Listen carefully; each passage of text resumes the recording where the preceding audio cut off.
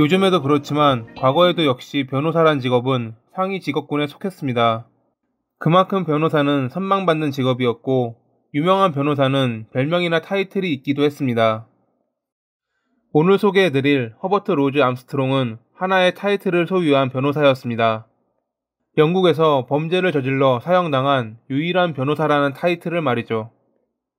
1870년 영국 에본주 뉴턴 에봇의 평범한 가정에서 태어난 허버트는 부유했던 친척의 지원으로 엘리트 코스를 밟고 1895년 변호사가 됩니다.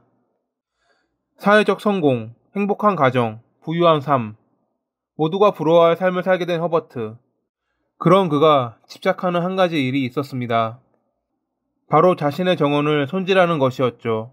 잡초가 자라는 게 싫었던 허버트는 비소를 구입한 뒤 새로운 혼합물을 만들어 정원의 모든 잡초들을 제거하기도 했습니다.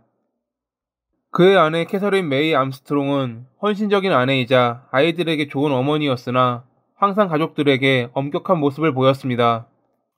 예를 들면 캐서린은 허버트에게 야외에서는 담배를 피우지 못하게 했고 집에 있는 정해진 공간에서만 필 수 있게 허락해줬습니다.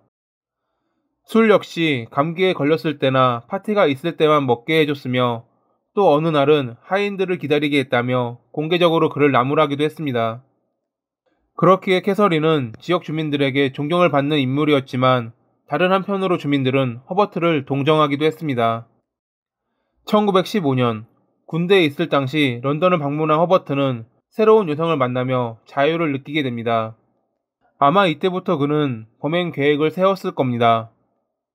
전역한 허버트는 가족에게 돌아갔고 그때부터 그가 계획했던 일을 실행에 옮깁니다. 그렇게 그가 집에 돌아간 날부터 캐서린은 야유어 가기 시작했습니다.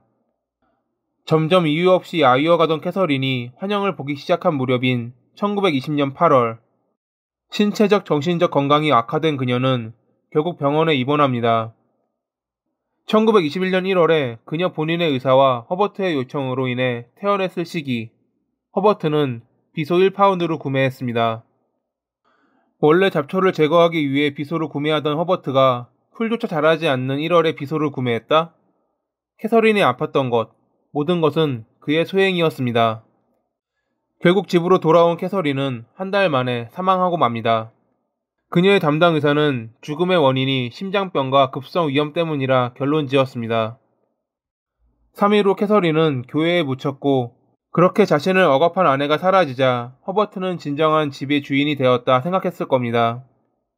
변호사 일을 지속적으로 하며 지인들의 도움으로 사회적 지위가 높아져갈 무렵 그의 유일한 골칫거리는 돈 문제로 얽힌 마틴이었습니다. 허버트는 마틴에게 부동산 매매로 인해 발생한 돈 문제에 관해 500파운드를 지불해야 했습니다. 많은 자산이 있었지만 돈이 아까웠던 허버트. 그는 익명으로 마틴에게 초콜릿을 보냅니다. 마침 며칠 뒤 열릴 파티가 생각난 마틴은 지인이 부담 주기 싫어 익명으로 보냈다 생각하며 초콜릿을 파티에 내놓았습니다. 파티에서 그 초콜릿을 먹은 손님은 복통을 호소했고 조사 결과 누군가 초콜릿에 비소를 넣었다는 것이 밝혀집니다. 자신의 계획이 실패하자 허버트는 마틴에게 돈 문제를 해결하자며 자신의 집으로 초대해 차를 대접했고 집으로 돌아간 마틴은 다음 날부터 시름시름 앓기 시작합니다. 1921년 10월 31일 마틴을 진찰한 의사는 그의 병세가 캐서린의 병세와 똑같다는 것을 알게 됩니다. 의사는 캐서린의 담당이었기에 이를 알아차린 겁니다. 마틴의 소변을 샘플로 받아 검사해본 결과 일정량의 비소가 포함되어 있었다는 것이 밝혀지면서 마틴은 차를 대접했던 허버트를 의심했습니다. 그는 이 사실을 경찰에 알렸고 병리학자는 캐서린의 죽음이 심장병이 아닌 비소 중독이었다는 것을 알아냅니다. 1922년 1월 19일 허버트는 자신의 아내를 살해한 혐의로 기소됐습니다. 검사는 그가 비소를 구입한 목적이 제초가 아닌 살인을 위해서라 주장했습니다.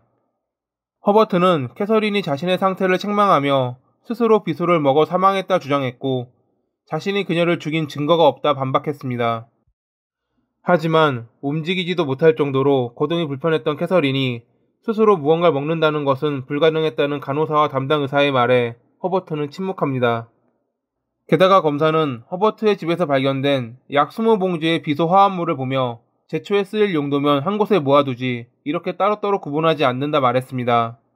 결국 허버트가 비소를 구매한 시기에 대한 의문점을 비롯해 여러 정황 증거로 인해 배심원단은 그에게 유죄를 판결했고 판사는 사형을 선고합니다.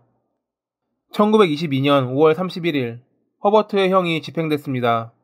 그는 형이 집행되기 전날 지인들에게 감사했다는 편지를 남겼다고 합니다. 2003년에 영국은 모든 범죄에 대해 사형 제도를 폐지했고 그렇게 허버트는 범죄를 저질러 사형당한 유일한 변호사로 남게 됩니다. 오늘도 봐주셔서 감사합니다.